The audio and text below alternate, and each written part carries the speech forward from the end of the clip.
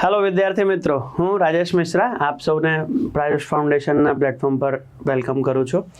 તમે મારી સામે જોઈ શકતા હશો યુનિયન પબ્લિક સર્વિસ કમિશન વડે 24 મેના રોજ લેવાયેલી પરીક્ષા 2026 સિવિલ સર્વિસીસના પ્રિલિમ્સ એક્ઝામનું પેપર છે.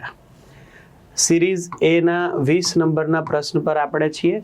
તમે આ હિન્દીમાં જોઈ શકો છો અને એનું જ એક ઇંગ્લિશ વર્ઝન નીચે પણ છે. એટલે તમને જરૂરિયાત હોય તમે કમેન્ટ કરશો તો આ પેપર પણ તમને મોકલી દેવામાં આવશે. પણ અગેન યુપીએસસીની વેબસાઇટ પર આપી દીધેલું છે. તો સેમ જો વિદ્યાર્થીઓને હિન્દીમાં તકલીફ આવતી હોય તો ઇંગ્લિશ ભાષાથી પણ એ પરીક્ષાને સમજી શકે છે. કેમ કે હું લેક્ચર ગુજરાતી મીડિયમમાં લઈ રહ્યો છું એટલા માટે હું તમારી સામે આ બાબત હિન્દી મીડિયમમાં ડિસ્પ્લે કરું છું. English I will take separate class for English. અને તમારો પ્રતિસાદ સારો રહ્યો તો અમે આ સિરીઝ શરૂ કરવાનું વિચારી રહ્યા છીએ. આપ કમેન્ટ સેક્શનમાં આ વિડીયો બાદ કહેશો કે આને કન્ટિન્યુ રાખો તો આપણે ચોક્કસપણે વારંવાર મળતા રહીશું એમ. આ ક્વેશ્ચનનો હેતુ તમારી સામે મૂકવાનો એ છે કે જનરલી લોકો કે પેપર અઘરું હતું. ધીરે ધીરે કરીને આપણે પેપરને સોલ્યુશન તરફ આગળ વધીશું. એટલે જરા જુઓ આ ક્વેશ્ચન કેટલું આસાન થઈ શકે છે અથવા તો છે એકચ્યુઅલી. ઘણા સમયથી આપણે એટલે જ્યારે તમે જીપીએસસીની તૈયારી કરો છો એ અંતર્ગત તમે આવું શીખ્યા હશો કે બે વસ્તુઓ જો સરખા ડિરેક્શનમાં જતી હોય તો એની સાપેક્ષ ગતિમાં આપણે બાદબાકી કરીએ છીએ અને બે ઓબ્જેક્ટ જો ઓપોઝિટ ડિરેક્શનમાં આવતા હોય તો એની સાપેક્ષ ગતિમાં આપણે સરવાળો કરીને લખીએ છીએ. રિલેટિવ સ્પીડ જે વિદ્યાર્થીઓ ઇંગ્લિશ મીડિયમમાં ભણતા એમના માટે. તો આ પ્રશ્નમાં શું કહીએ છો? ટી નામની એક ટ્રેન. હવે હું આ ક્વેશ્ચન શરૂ કરું છું સોલ્વ કરવાનો. સેમ આવો અભિગમ તમારો પેપરમાં હોવો જોઈએ ઓછા સમયમાં ક્વેશ્ચન કરવા માટેનો. ટી નામની એક ટ્રેન છે, 100 kmph આની સ્પીડ છે. એક વ્યક્તિ છે જેની પોતાની સ્પીડ 4 kmph છે. હવે એમ કહે છે કે પર્સન જો ટીના ડિરેક્શનમાં જ ચાલે તો ટી એ પીને 15 સેકન્ડમાં પાર કરે છે. અચ્છા, જ્યારે કોઈ પર્સનને ટ્રેન પાર કરે તો ટ્રેન પોતાની લંબાઈ ક્રોસ કરતી હોય છે. હું એમ કહું છું કે ટ્રેનની પોતાની જે લંબાઈ હશે એ હંમેશા ટ્રેનની પોતાની લંબાઈના બરાબર હશે.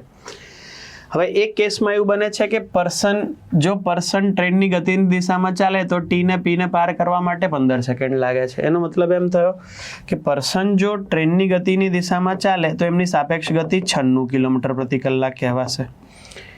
તો થયું એવું કે 96 કિલોમીટર પ્રતિ કલાકની સ્પીડથી કોઈ વસ્તુને 15 સેકન્ડમાં ક્રોસ કરી શકાય. અચ્છા, ઘણીવાર વિદ્યાર્થીઓ એમ પણ કહેતા હોય કે સર 5/18 વડે આને ગુણવાનું કે નહીં? જરૂર નથી. જો કે લોજિકલી ગુણવું જોઈએ, હું અહીંયા લખીશ 5/18, પણ જરૂર નથી. હું ફરીથી કહું છું સર કેમ જરૂર નથી? કેમ કે સામે હું જ્યારે રિલેટિવ સ્પીડ કહેતો હોઈશ કે જ્યારે એ અહીંયા કહે છે વિપરીત મતલબ કે ઓપોઝિટ, તો એ જ વસ્તુ જો 104 કિલોમીટર પ્રતિ કલાકની સ્પીડથી 5/18 એનું કન્વર્ઝન થઈ ગયું કેટલા સમયમાં થશે? માન લો કે હું અહીંયા એ ટાઈમને કોઈ અલગ નોમેનક્લેચરથી યુઝ કરું. એવું માની લઈએ કે એ ટાઈમને હું કોઈ આર નામથી વાપરી રહ્યો છું એમ. તો આટલો ક્વેશ્ચન બન્યો. આનો મતલબ એમ થયો 96 × 15. આ તમે જોઈ શકતા હશો.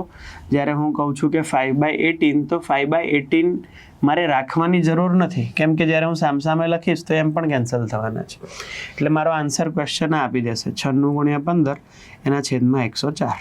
4 વડે તમે ઉડાડીને જોઈ શકશો, પણ માની લો કે મારે પેપરમાં ટીક કરવું હોય તો નિયર બાય 14 હું ટીક કરીશ. 13.85 લગભગ આનો આન્સર હશે. સો 13.85 ઇઝ ધ રિપ્લાય. તમે બાકી 24 થી 4 થી ઉડાડીને આન્સર કરી શકશો. You will get to 13 point something. હવે 13.13 જેવું મને દેખાતું નથી. 13.65 14ની ઉપર હોવાની ચાન્સીસ નથી. 13.85 આનો રિપ્લાય હશે. બાકી ગુણાકાર કરીને વિદ્યાર્થી જો ઈચ્છતા હોય તો આન્સર લાવી શકે છે. આપનો જેવો પ્રતિસાદ હશે એ મુજબ આપણે યુપીએસસીના બીજા ક્વેશ્ચન, એકચ્યુઅલી અમારી ગણતરી 2015 ઓનવર્ડ્સના ચેપ્ટર વાઇઝ ક્વેશ્ચન સોલ્વ કરાવવાની છે. અમે આ વિડીયો થકી જાણવાની કોશિશ કરીશું કે રિસ્પોન્સ કેવો રહે છે ગાંધીનગરમાં જીપીએસસી યુપીએસસીના એક લેવલના ક્વેશ્ચન્સ માટેનો. એ ખૂબ જ સારો રહ્યો. આપણે ચોક્કસપણે મળતા રહીશું. હું આશા કરું છું આપણે લોકો પાછા મળીશું. ખૂબ ખૂબ આભાર વિદ્યાર્થીઓ. આપને આ ક્વેશ્ચન રિલેટેડ કોઈ પણ પ્રકારની ક્વેરી લાગે અથવા તો યુપીએસસીના પ્રીવિયસ યર ક્વેશ્ચન્સ રિલેટેડ કોઈ પણ પ્રકારની ક્વેરી લાગે, ડિસ્ક્રિપ્શનમાં અમારો ફોન નંબર હશે. આપ ત્યાં અમારો સંપર્ક કરી શકો છો અથવા ગાંધીનગર સરગાસણની અમારી શાખા પર આવીને વિઝિટ કરી શકો છો. Thank you. Best of luck.